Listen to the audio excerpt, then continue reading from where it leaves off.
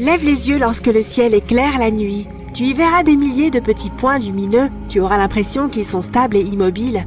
Mais en réalité, ils sont constamment en mouvement. Dans 100 000 ans, les constellations n'auront plus le même aspect ou la même configuration que nous leur connaissons aujourd'hui. Et pense à toutes ces naines rouges, petites étoiles, planètes, corps spatiaux que nous ne pouvons pas voir à l'œil nu. Les étoiles de type naine rouge sont particulièrement cool. Elles font généralement la moitié de la taille de notre Soleil et sont 10 fois moins lumineuses. Elles ne sont peut-être pas les objets les plus brillants dans le ciel, mais elles vivent pendant très longtemps. Les réactions de fusion nucléaire se produisent dans les profondeurs du noyau des étoiles. C'est ce qui les fait briller. Les grandes étoiles libèrent d'énormes quantités d'énergie en consumant leur combustible stellaire. Mais ces étoiles ont tendance à brûler tout leur combustible en seulement quelques millions d'années. Les étoiles, comme notre Soleil, vivent généralement pendant environ 10 milliards d'années. Mais les naines rouges n'utilisent pas autant de carburant. Leur lumière n'est pas aussi puissante et elles n'ont pas besoin de beaucoup d'énergie pour assurer leur existence. Elles sont comme des voitures à faible consommation d'énergie. C'est pourquoi elles peuvent durer des centaines de milliards d'années. Certaines des plus petites peuvent vivre jusqu'à 10 000 milliards d'années. L'essentiel de l'hydrogène des étoiles similaires au Soleil n'est pas consommé. Il y a davantage de ce gaz dans l'atmosphère que dans le noyau de ces étoiles. Cela signifie que l'hydrogène ne participe pas de manière significative aux réactions de fusion. Mais c'est différent avec les naines rouges. Elles font circuler du plasma dans tout leur corps. Ces étoiles tirent des réserves d'hydrogène de leur couche extérieure vers leur noyau. C'est ce qui permet au processus de fusion de continuer. Un jour, dans un avenir lointain, les étoiles comme notre Soleil seront à court de combustible et s'éteindront. L'univers sera rempli de petites naines rouges. Elles n'auront plus assez d'énergie pour briller et éclairer l'espace qui les entoure. Nos descendants, s'il y en a, hériteront d'un cosmos sombre et obscur. En vieillissant, le Soleil atteindra une taille telle qu'il détruira les planètes de son voisinage. D'abord Mercure, puis Vénus et enfin nous. Il est possible que la Terre survive, mais à peine et pas pour très longtemps. Le Soleil la réduira en cendres en se rapprochant d'elle. Les planètes extérieures de notre système solaire survivront pour leur part, mais elles s'éloigneront encore plus loin dans l'espace. Le Soleil perdra une partie de sa masse à mesure qu'il augmentera en taille. Sa force gravitationnelle détermine les orbites des planètes. Lorsque notre étoile deviendra moins massive, l'attraction de sa gravité sera plus faible et les planètes extérieures ne seront plus aussi fortement liées au Soleil. Notre système solaire n'est pas isolé. Il y a beaucoup d'autres étoiles dans notre galaxie.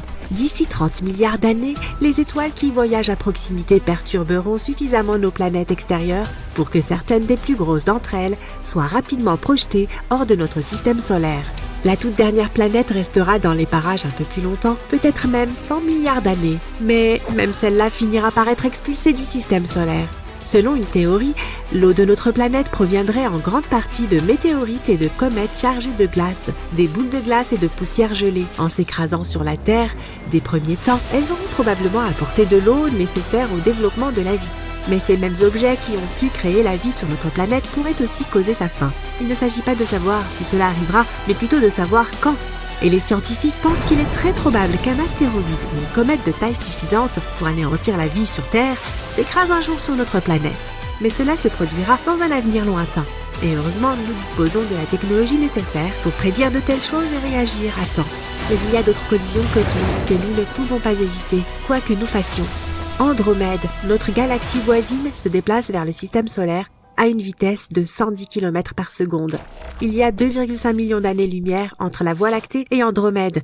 Heureusement, notre voisine ne franchira pas cette distance de sitôt. Cela ne se produira que dans environ 4 milliards d'années.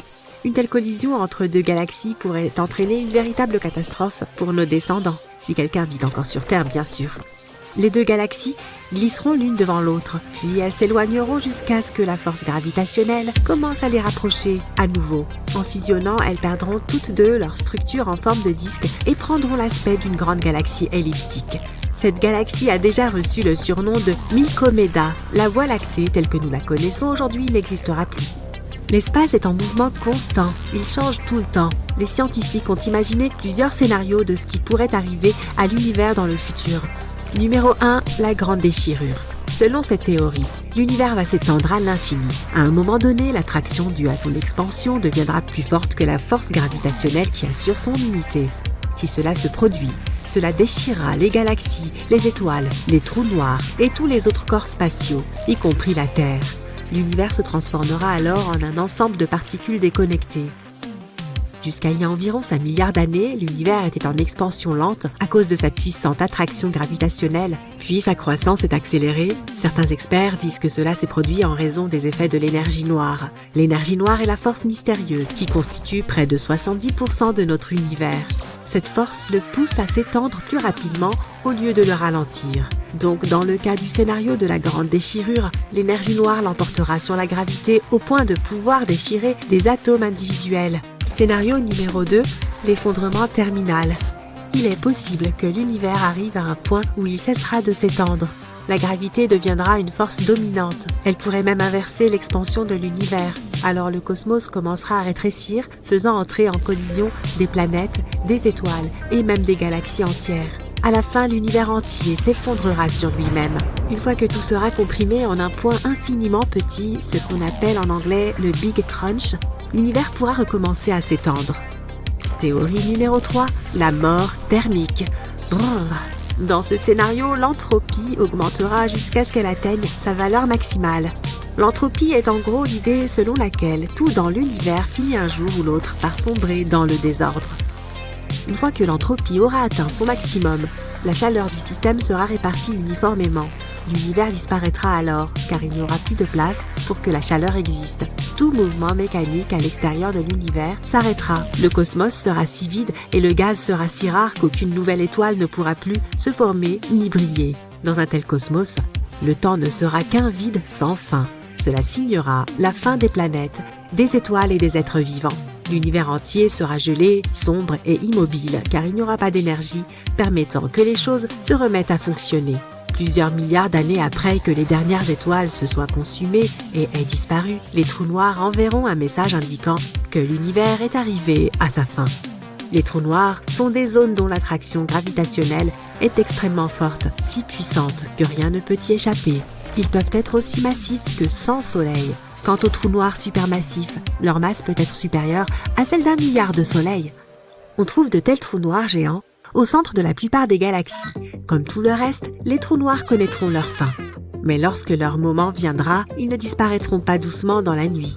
Les trous noirs feront leurs adieux dans d'énormes explosions de feux d'artifice, illuminant l'univers dans les derniers instants de leur existence. Ce sera la fin d'une ère entière. Les trous noirs survivent généralement en engloutissant les étoiles et le gaz qui s'approche d'eux. C'est par leur gloutonnerie qu'on les reconnaît généralement. Dans la plupart des cas, il y a un disque d'accrétion autour d'un trou noir. Ce disque est constitué de tous les matériaux et particules qu'il aura déchirés et qu'il attire vers lui, comme lorsque l'eau tourbillonne dans une canalisation. À mesure que les matériaux et les particules se rapprochent, ils se déplacent de plus en plus vite. Cela génère de la chaleur, ce qui fait briller le disque d'accrétion. C'est là qu'on reconnaît qu'il s'agit d'un trou noir.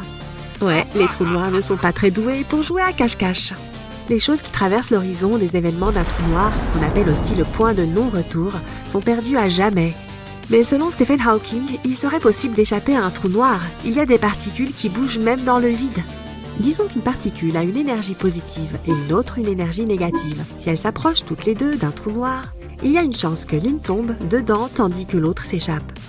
Cela signifie que le trou noir a éloigné cette particule et elle a emporté une partie de la masse du trou noir avec elle. C'est ainsi que le trou noir peut commencer à rétrécir. Lorsqu'il commence à s'évaporer, il perd sa masse et devient progressivement plus petit. De plus en plus de particules commencent à s'échapper jusqu'à ce que toute l'énergie restante soit évacuée d'un seul coup.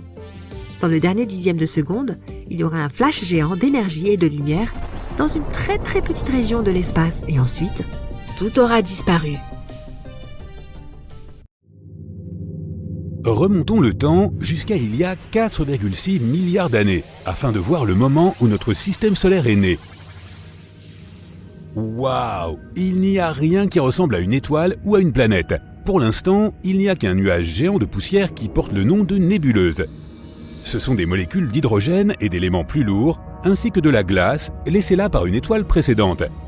Mais ce nuage n'est pas dense, donc il ne peut pas se transformer en une étoile ou une planète. Mais ensuite, une vague d'explosions arrive ici, peut-être même plusieurs. Une explosion de supernova se produit à quelques années-lumière de notre nébuleuse. Une étoile géante brûle son carburant, puis s'effondre sous son propre poids. À ce moment-là, retentit un boom d'une telle force que sa lumière peut être vue à des dizaines d'années-lumière. L'onde de choc de la supernova atteint notre nébuleuse. Comme une vague en mer, elle frappe le nuage de poussière, le laissant rétrécir et devenir plus dense.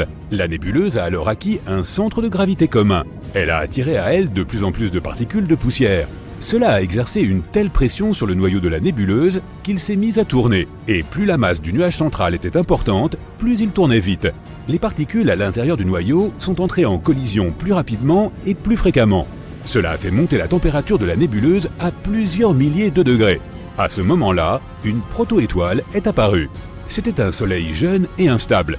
Lorsque la température du noyau de la nébuleuse a atteint des millions de degrés, des réactions nucléaires s'y sont déclenchées. Les noyaux des éléments légers comme l'hydrogène et l'hélium se sont heurtés les uns aux autres et ont fusionné pour donner des éléments plus lourds.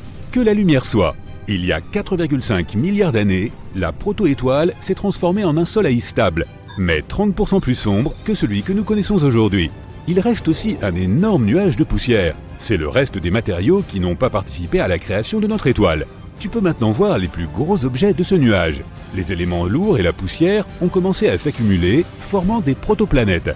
À ce stade de l'existence du système solaire, il y avait environ 100 protoplanètes, dont la taille allait de celle de la Lune à celle de Mars. À l'époque, régnait un chaos total. Ces protoplanètes n'avaient pas d'orbite bien définie, et elles ont commencé à entrer en collision les unes avec les autres. Certaines se sont heurtées frontalement, créant des explosions massives et des tonnes de débris. D'autres sont entrées en collision de manière tangentielle et ont simplement changé de trajectoire. Dans cette partie de billard cosmique, les plus grandes protoplanètes ont gagné. Elles ont littéralement mangé les plus petits débris et sont devenues de plus en plus grosses. Le chaos ne s'est arrêté qu'environ 100 millions d'années plus tard. Tu peux maintenant voir certaines planètes presque formées. Mercure, Vénus, la Terre et Mars. Notre planète natale ressemble pour l'instant davantage à un morceau de lave. Le bombardement constant de sa surface par divers astéroïdes a beaucoup chauffé la planète. Mais déjà, elle a commencé à se refroidir. Tout allait plutôt bien jusqu'à ce qu'une terrible inconnue apparaisse à l'horizon. Il s'agit de Theia, une planète hypothétique de la taille de Mars qui s'est formée à peu près en même temps que les autres planètes. Et maintenant, elle se dirige en spirale vers la Terre, prête à la frapper. Bam! À la suite de l'impact, un énorme morceau de notre planète a été projeté dans l'espace. Theia elle-même a été réduite en morceaux. Son noyau a fusionné avec celui de la Terre, tandis que le reste de la matière est resté dans l'orbite de notre planète. Petit à petit, les débris des deux planètes ont commencé à entrer en collision les uns avec les autres et à fusionner en un grand corps cosmique. Lorsque la poussière est retombée, la Terre a eu son satellite naturel, la Lune. Une autre hypothèse pour la formation de la Lune suggère que Theia était beaucoup plus grande que la Terre. Elle n'a que légèrement éraflé notre planète et a continué à se déplacer sans perdre sa matière. Et la Lune a été formée presque entièrement à partir de particules de notre planète. Comme preuve de cette hypothèse, nous avons des échantillons de sol lunaire rapportés par les astronautes de la mission Apollo. Il s'avère que la composition du sol lunaire est très similaire à celle de la croûte terrestre, et ces éléments n'ont pu arriver là qu'à la suite d'un événement violent. Les géantes gazeuses comme Jupiter, Saturne, Uranus et Neptune se sont formées un peu plus tard et plus loin du Soleil. Ces planètes sont littéralement des boules de gaz. Elles n'ont pas de surface solide. Si tu marches sur Jupiter, tu tomberas jusqu'à ce que tu atteignes son noyau. Ces planètes n'ont pas pu avoir de surface solide pour plusieurs raisons. Elles se sont formées plus tard, alors que les autres planètes s'étaient déjà accaparées les métaux et les silicates. Elles sont aussi toutes nées au-delà de la ligne de gel. Il s'agit d'un point hypothétique situé quelque part au-delà de l'orbite de Mars. Le Soleil ne chauffe pas suffisamment la zone située derrière cette ligne pour que l'eau se trouve à l'état liquide. Il y avait donc une énorme quantité de glace dans les nuages de gaz restants. 3 millions d'années après la naissance du Soleil, ces matériaux ont commencé à s'empiler et à prendre de la masse, devenant ainsi la proto-Jupiter. En quelques millions d'années, cette boule de glace a pu atteindre une masse environ 50 fois supérieure à celle de la Terre. Et plus elle devenait lourde, plus elle était capable d'accumuler de gaz. En peu de temps, Jupiter a absorbé presque toute la matière du disque de gaz qui se trouvait près d'elle et a atteint environ 318 masses terrestres. Jupiter avait un champ gravitationnel très puissant et a fait des ravages sur tous les objets situés dans la zone entre Mars et elle. Les protoplanètes y entraient en collision beaucoup plus souvent, ce qui provoquait leur effondrement. Par conséquent, une ceinture d'astéroïdes s'est formée. Ce sont des fragments incapables de se réassembler en une planète complète à cause de l'intense gravité de la géante gazeuse. Passons à Saturne, la deuxième des 4 géantes gazeuses. Elle est 3 fois plus petite que Jupiter. On pense qu'elle est si petite parce qu'elle est encore plus éloignée du Soleil, à environ 10 distances Terre-Soleil. Et elle a commencé sa formation encore plus tard, alors que Jupiter n'avait presque rien laissé du disque gazeux. Mais Saturne a une autre caractéristique distinctive, ses anneaux. Ils sont si larges que tu pourrais y faire tenir 21 terres. Et ils sont aussi épais qu'un immeuble de 5 étages. On ne sait toujours pas exactement comment ils se sont formés, mais il y a 2 hypothèses principales. Saturne a 82 lunes connues à ce jour. Il y en a peut-être une de plus, mais elle a été détruite lors d'une violente collision. La Lune a été brisée en petits fragments qui ont commencé à graviter autour de la géante gazeuse. Ces fragments, à leur tour, sont entrés en collision les uns avec les autres et se sont à nouveau brisés. Petit à petit, des débris de la taille de gratte-ciel se sont transformés en petits grains de sable. C'est ainsi que les anneaux de Saturne sont constitués de poussière et de glace cosmique. Viennent ensuite Uranus et Neptune. Elles sont beaucoup plus petites, avec respectivement 14 et 17 masses terrestres. On pense qu'elles n'ont pas pu atteindre la taille et la masse de Jupiter à cause du puissant vent solaire. Il a progressivement soufflé le disque de gaz à l'extérieur du système solaire, vers l'espace interstellaire. Il y avait donc beaucoup moins de matériaux de construction pour les nouvelles planètes. Quand Uranus s'est formée, elle a subi une collision catastrophique et probablement très violente avec une autre protoplanète. Cette collision a fait rouler Uranus sur le côté. Toutes les planètes ont leur axe de rotation dirigé vers le haut, mais l'axe d'Uranus est dirigé vers le Soleil. Elle ressemble donc plus à une boule qui roule. De plus, sa rotation est rétrograde. Cela signifie qu'elle tourne à l'encontre de son propre mouvement, un peu comme une voiture qui avance, mais dont les roues tourneraient à l'envers. Derrière les géantes gazeuses se trouve la ceinture de Kuiper. C'est la zone située au-delà de l'orbite de Neptune. C'est l'endroit où les astéroïdes, la poussière et la glace sont restés après la formation du système solaire. Elle est similaire à la ceinture d'astéroïdes entre Mars et Jupiter, mais elle est environ 100 fois plus lourde. Sachant comment notre système solaire s'est formé, voyons maintenant comment il pourrait être détruit. Le Soleil a une durée de vie comme toute autre étoile. En ce moment, il est à peu près à la moitié de son cycle de vie. Chaque seconde, le Soleil transforme 4 millions de tonnes de matière en rayonnement solaire. Petit à petit, il va s'épuiser et commencer à brûler les éléments plus lourds qu'il contient. Cela augmentera la température, la luminosité et la taille de l'étoile. Dans 1,1 milliard d'années, le Soleil sera 11% plus lumineux qu'aujourd'hui. Les mers et les océans de la Terre commenceront à s'évaporer et notre planète se réchauffera de plus en plus. Dans 3,5 milliards d'années, sa luminosité sera de 40% supérieure à ce qu'elle est maintenant. Les conditions sur Terre à ce moment-là seront similaires à celles que nous connaissons actuellement sur Vénus. La vie sera tout simplement impossible. Dans 7,8 milliards d'années, le Soleil commencera à brûler de l'hydrogène dans son enveloppe. Il grossira alors pour devenir une géante rouge. Il sera environ 256 fois plus grand. À ce moment-là, l'enveloppe extérieure de l'étoile sera exactement à l'endroit où se trouve actuellement l'orbite de la Terre. Mais comme le Soleil perdra sa masse, il est possible que notre planète s'éloigne un peu plus de lui. Néanmoins, cela n'aura aucune importance, car la vie sur Terre n'aura plus pu exister depuis plusieurs milliards d'années déjà, à cause de la hausse de la température. Et un fort vent solaire emportera tout simplement notre atmosphère. Puis, les pulsations thermiques à l'intérieur de l'étoile arracheront l'enveloppe extérieure du Soleil. Cette coquille se transformera en une nébuleuse planétaire, presque exactement comme ce que nous avons vu au début. Et tout ce qui restera du Soleil sera une naine blanche de la taille de la Terre qui s'éteindra en quelques milliards d'années. Des trous noirs qui déchirent d'énormes étoiles, des pulsars qui tournent à des vitesses incroyables et émettent de puissants faisceaux d'énergie, des nébuleuses colorées qui créent des feux d'artifice d'étoiles naissantes, des galaxies de toutes les couleurs et de toutes les tailles possibles. Oui, tout cela se trouve dans notre univers, mais il n'est pas infini, il a une limite. Un mur au sens propre, et au-delà, il y a le néant absolu. Alors embarquons pour un voyage vers ce mur. Mais commençons par le commencement. Notre univers est comme une énorme poupée russe. Si tu l'ouvres, tu en trouveras une plus petite à l'intérieur. C'est une galaxie. À l'intérieur de celle-ci se trouve encore une poupée plus petite. C'est notre système solaire. Et la plus petite poupée de toutes est la Terre. Chacune de ces poupées a des frontières que nous allons traverser. Pour cela, nous aurons besoin d'un vaisseau spatial de grande taille. Il doit aussi être capable de se déplacer 100 fois plus vite que la vitesse de la lumière. Tu montes à bord et tu démarres les moteurs. Notre première limite se trouve à 100 km au-dessus du niveau de la mer.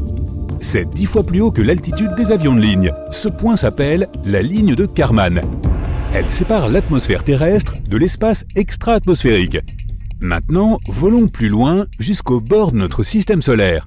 Nous allumons les hyperpropulseurs et passons devant Mars, Jupiter, Saturne, Uranus et Neptune.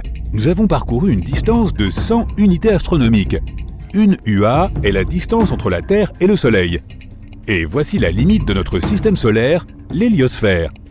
Ici, la vitesse du vent solaire diminue rapidement. D'abord, elle passe de 1 million de km par heure à la vitesse du son. Ensuite, il y a une couche appelée l'héliopause. C'est là que le vent disparaît presque complètement.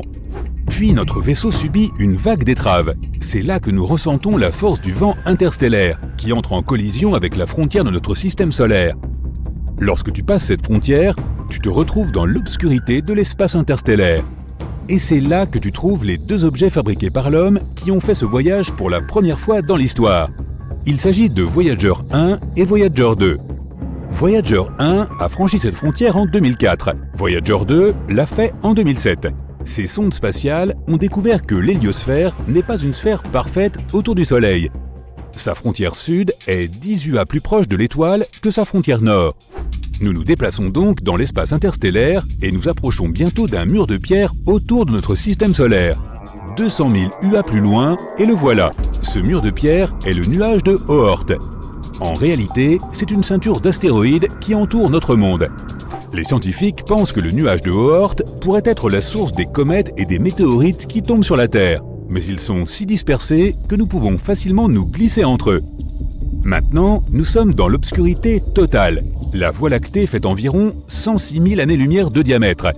Avec une fusée classique, il faudrait des milliards d'années pour parcourir cette distance. Mais tu accélères au maximum, tu passes magistralement devant les étoiles et les planètes comme sur un circuit de course. Et en quelques minutes, tu es au bord de notre galaxie. Il n'y a plus de vent interstellaire. Tout ce que tu vois, ce sont des points lumineux quelque part au loin. Ces points sont d'énormes galaxies. Il nous faut consulter une carte pour se rendre jusqu'au bord de notre univers tout entier.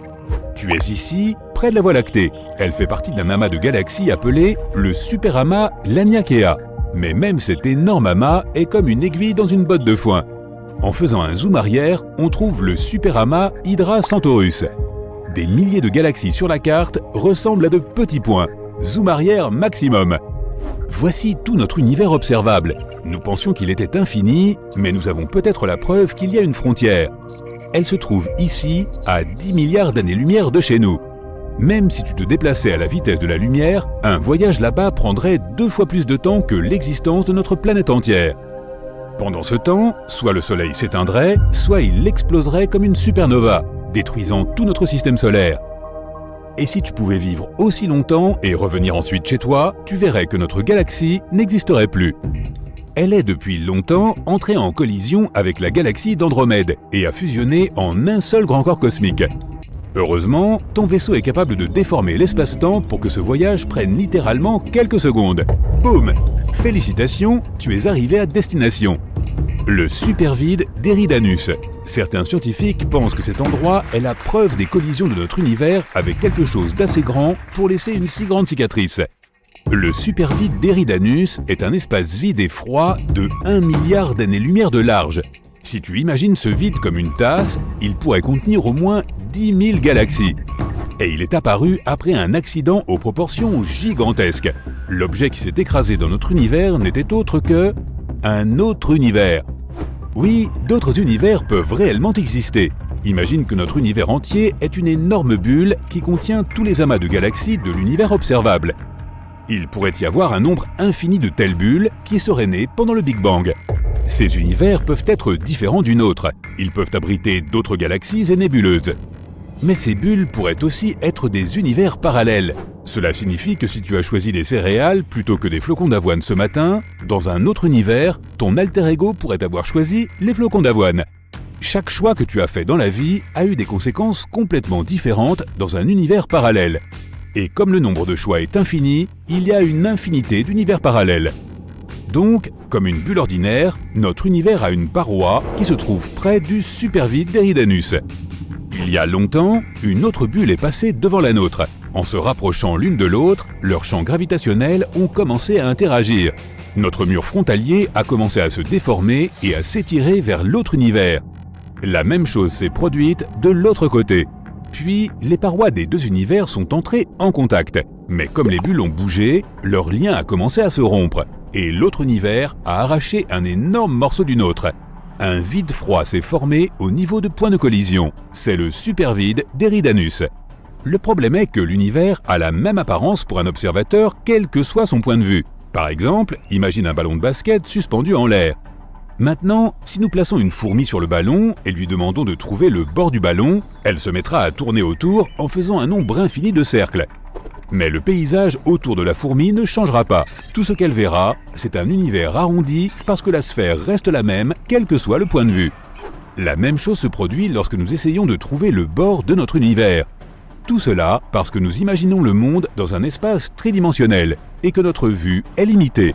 Par exemple, tu vois un carré ordinaire dans un espace bidimensionnel. Mais si tu ajoutes de la profondeur et que tu changes le point de vue, voilà, c'est un cube. Si nous pouvions voir l'univers dans un espace à 4 dimensions, un carré pourrait être quelque chose de complètement différent. Mais peut-être pourrions-nous quitter notre bulle d'adoption. La clé pour voyager dans un autre univers se trouve peut-être à l'intérieur d'un trou noir.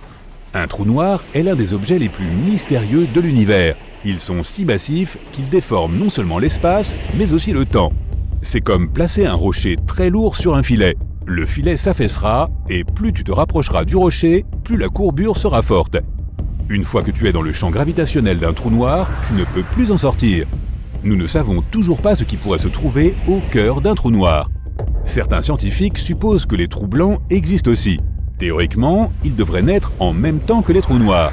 À l'exception de la couleur, ils sont l'exact opposé des trous noirs. Rien ne peut s'approcher d'un trou blanc. Pour l'instant, il n'y a pas de données sur ces objets, mais la théorie de la relativité générale suggère qu'ils existent. Il existe également une théorie selon laquelle un trou noir pourrait être un portail vers un autre univers. Lorsque tu entres dans un trou noir, tu peux ressortir de l'autre côté par l'horizon des événements du trou blanc. Tu contournes donc la frontière des univers et tu te retrouves dans un monde complètement différent. Mais nous avons peut-être la preuve qu'un trou blanc existe. En 2006, les scientifiques ont découvert une explosion d'énergie inhabituelle à 1,6 milliard d'années-lumière de la Terre. Ce sursaut était unique. Il ne ressemblait pas à une explosion de supernova ou même à la fusion de deux trous noirs. Certains astronomes pensent que c'était la naissance d'un trou blanc, mais comme il était instable, il a été détruit presque immédiatement. Ce processus n'était pas sans rappeler la naissance de notre univers tout entier, le Big Bang. Les scientifiques l'ont donc appelé le Little Bang.